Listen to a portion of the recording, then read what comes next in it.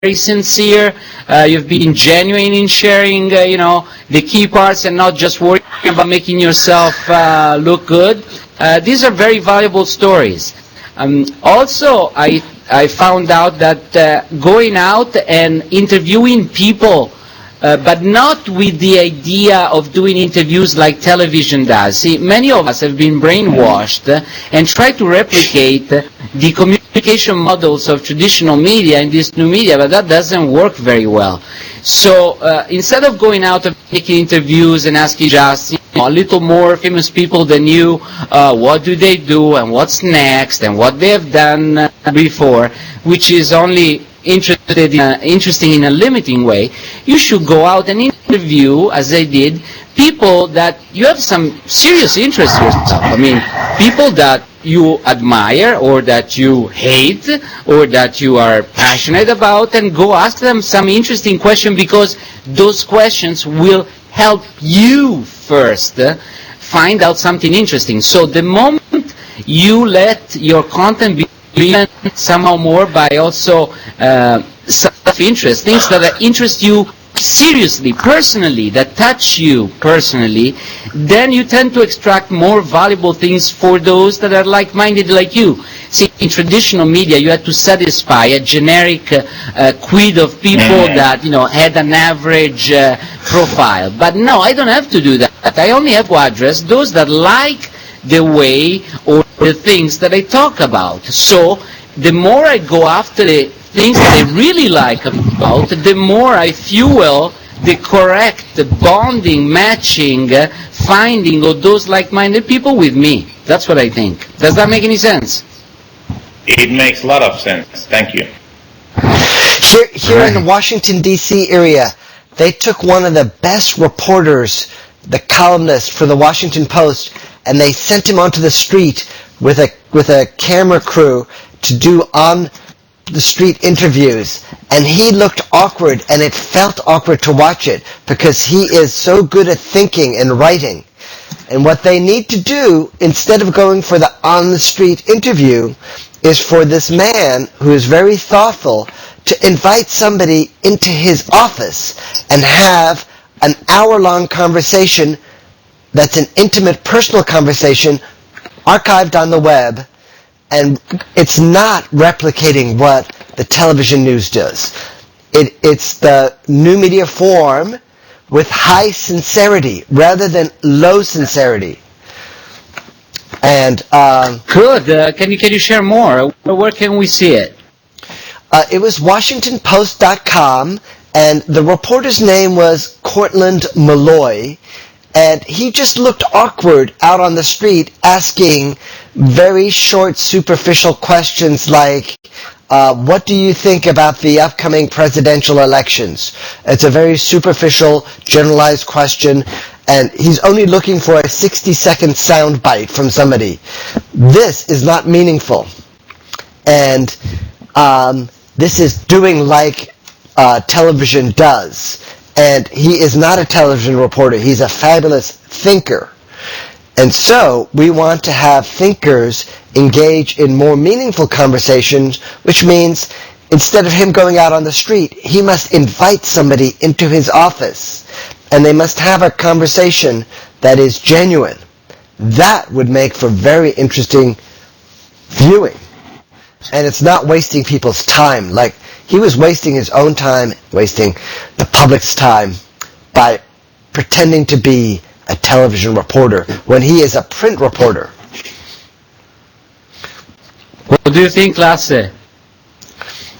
I think that's an excellent example, that one that we can all learn. And the great thing of this kind of online video is that everybody can share their story and express themselves. And it's interesting how you can use this also in marketing. You can use online video to increase your business, but you don't have to sell anything. You just express yourself and tell your story. So what I think that's quite, great and so on. So really good stuff. Yes, when I do business with a company, I would like to try and determine the sincerity level of the CEO or founder of the company. If it's a small company, if I can see their eyes and hear their voice, I have some trust in what I'm spending my money for, and I have an inner sense that I am not participating in a company that might be closing next month. You know, sometimes companies come and go, but so if you have that sincerity, sincerity is hard to represent on a website, but it's more easily represented in video.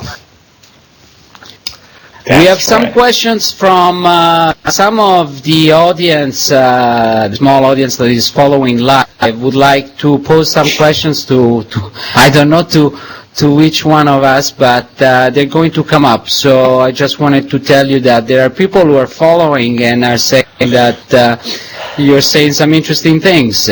So Melanie, I think you're following, and though I don't know you, here is the question. How should non-trained ordinary users become broadcasters? Who wants to take a shot at this? Again, the question is, how should non-trained ordinary users become, what was that? Professional broadcasters? Let's see that message again. Become broadcasters. What do you think, guys? If journalists don't know how to be interesting, I mean, how can non-trained ordinary users become broadcasters? I can give you an answer. Wow. First, start with the things that you care about and create some messages. You don't even need to have a camcorder to create video for YouTube. You can create video with digital still images and narration. And you can use free software, iMovie for Macintosh, Windows Movie Maker for Windows. So, first step is to think of a message you need to communicate to the world. It can be 60 seconds. It doesn't have to be 5 minutes. And you can read the instructions on YouTube or take a class or find a mentor, a local youth or an adult who will mentor you on the few steps it takes. But you can make a YouTube video. The complexity is the same as sending a file attachment to an email. If you can send a file attachment to an email, you can be the video producer on YouTube.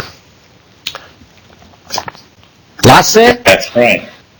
Yeah, and I would add there something that when I started to check this online video thing, I found all this really confusing until one of my mentors, whose name is Dennis Kagania, he taught me that the most important thing is to define your target audience. So, like Phil was mentioning these messages, so you just identify to whom you want to talk. So think about like 6 people in your target market coming to your home and your living room, and you just talk to them. You are kind of like talking to them, but you are looking to your webcam, and then you tell what you want to tell, like Phil was saying, these messages. But first you define your target market, and you use this kind of way, and then you just give value to your target market. And I think that's like the so simple formula, number 1, target market, number 2, give value to the target market, and everybody can do it, plus it doesn't cost anything, and you can have amazing success with that. Sincerity, connection, message. That's how Melanie McBride, who's following us live, is commenting on your feedback. I think we did have a great chat together, guys. I would like to bring it to an end so that I can open up the next one for another few people, but I really enjoyed it having this short time with you. And OoVoo really made it good for us, I think. Thank you, Lasse. Thank you, guys.